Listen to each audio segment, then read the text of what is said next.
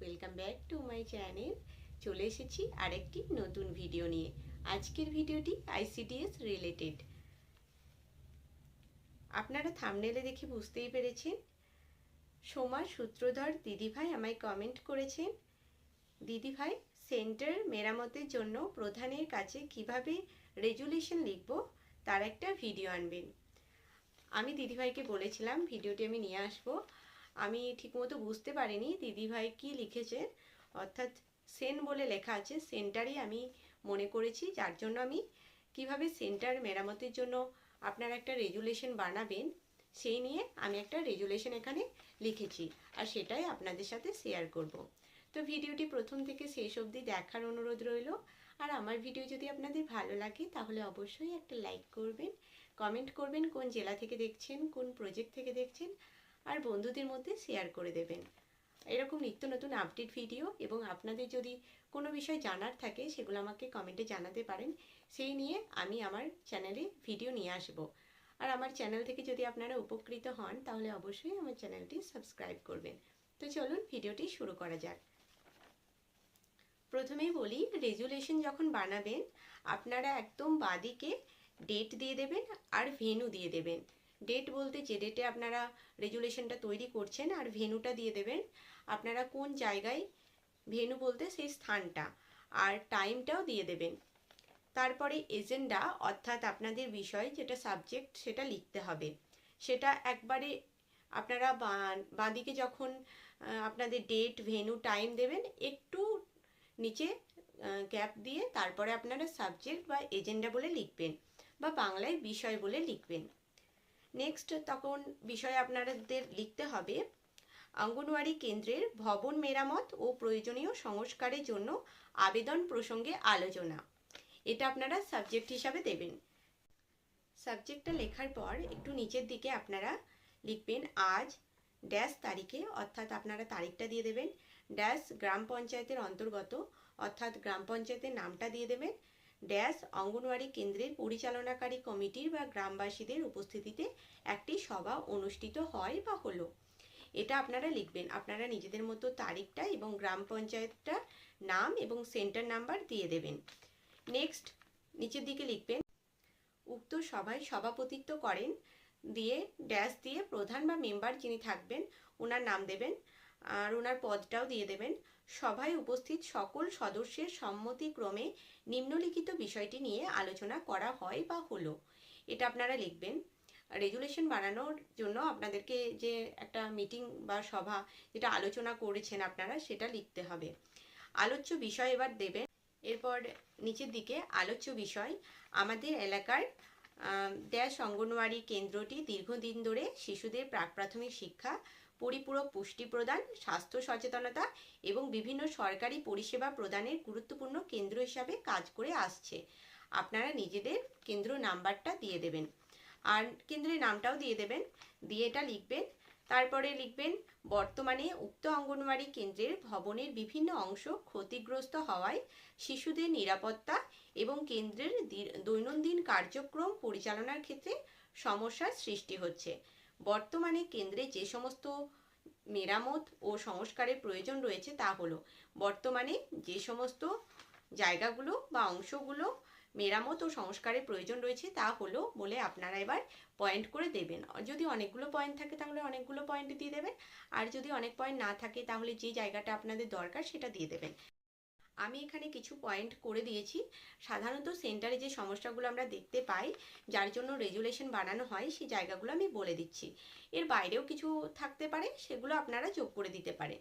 1 নম্বর হচ্ছে ভবনের ছাদ বা চালটা মেরামত করা। অনেক সময় দেখবেন সেন্টারে যে চালটা বা মাথার ছাদটা মেরামতের প্রয়োজন হয়, কারণ ছাদ অনেক সেন্টারে ছাদটা ভাঙা রয়েছে। এখানে তো শিশুদের যে কোনো মুহূর্তেই ক্ষতিগ্রস্ত হতে পারে শিশুরা, যার জন্য এটা আমাদের মেরামতির খুবই দরকার। আপনারা অনেকেই মনে করবেন যে এটা মেরামতির কোনো দরকার নাই, আমার চাকরি হয়তো 1 থেকে 2 বছর আছে, এরপরে যিনি আসবেন তিনি রেজুলেশন বানাবেন, কিন্তু আপনারা এতটা রিস্ক নেবেন না। আমি বলবো আপনারা রেজুলেশন বানিয়ে নিন। আপনারা দেখুন এটা তো এক পাতা মতো আপনাদের লিখতে হচ্ছে, এমন তো কিছু পরিশ্রম করতে হচ্ছে না। আপনারা, আমি বলবো আপনারা সেন্টারে যদি কিছু এরকম দরকার হয় বা মেরামতির প্রয়োজন হয় অবশ্যই একটা রেজুলেশন বানিয়ে নেবেন।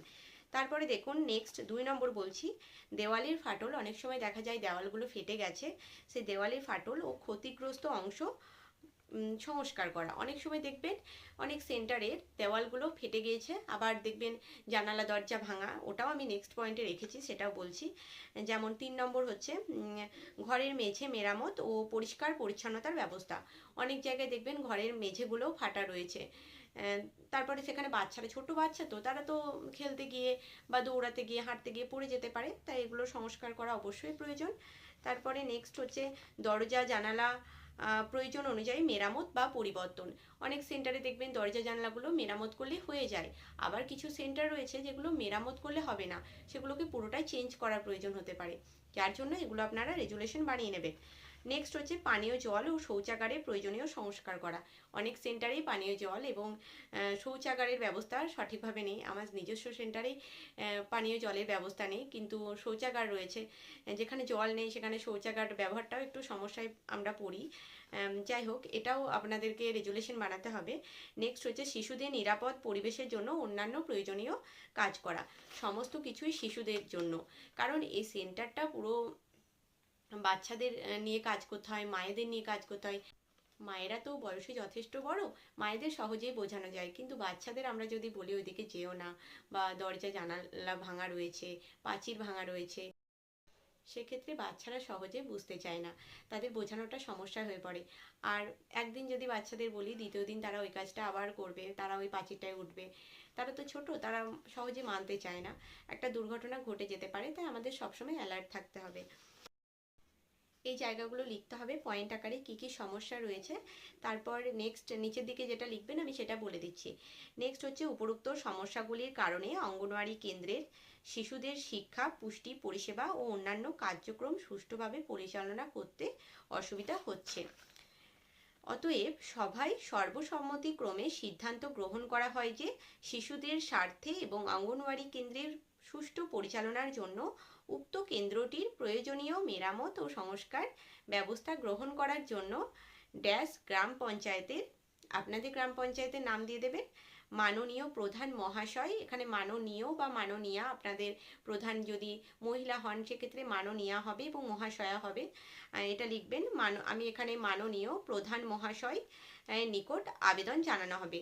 যদি আপনাদের গ্রাম প্রধানে মহিলা হন সেক্ষেত্রে মাননীয়া প্রধান মহাশয়ার নিকট আবেদন জানানো হবে বা হলো। গ্রাম পঞ্চায়েত কর্তৃপক্ষ যেন বিষয়টি গুরুত্ব বিবেচনা করে দ্রুত প্রয়োজনীয় ব্যবস্থা গ্রহণ করেন, সেই মর্মে এই রেজুলেশনটা গৃহীত হলো। পরিশেষে উপস্থিত সকলকে ধন্যবাদ জানিয়ে আজকের মিটিংটি পরিসমাপ্ত করা হলো। সিদ্ধান্তটি সর্বসম্মতিক্রমে অনুমোদিত। এই বলে রেজুলেশনটা আপনারা শেষ করবেন। তবে শেষ করার আগে ডান দিকে আপনারা ফাঁকা রেখে দেবেন, বাঁ দিকটায় আপনারা আবার স্থান দেবেন, তারিখ দেবেন, সভাপতি স্বাক্ষর দেবেন, অর্থাৎ সভাপতি সই লাগবে। নেক্সট হচ্ছে AWW অর্থাৎ অঙ্গনওয়াড়ি কর্মী দিদি সই লাগবে। নেক্সট AWH অর্থাৎ অঙ্গনওয়াড়ি হেল্পার দিদি বা সহায়িকা দিদি সই লাগবে। তারপর নেক্সট হচ্ছে উপস্থিত সকল সদস্যদের স্বাক্ষর।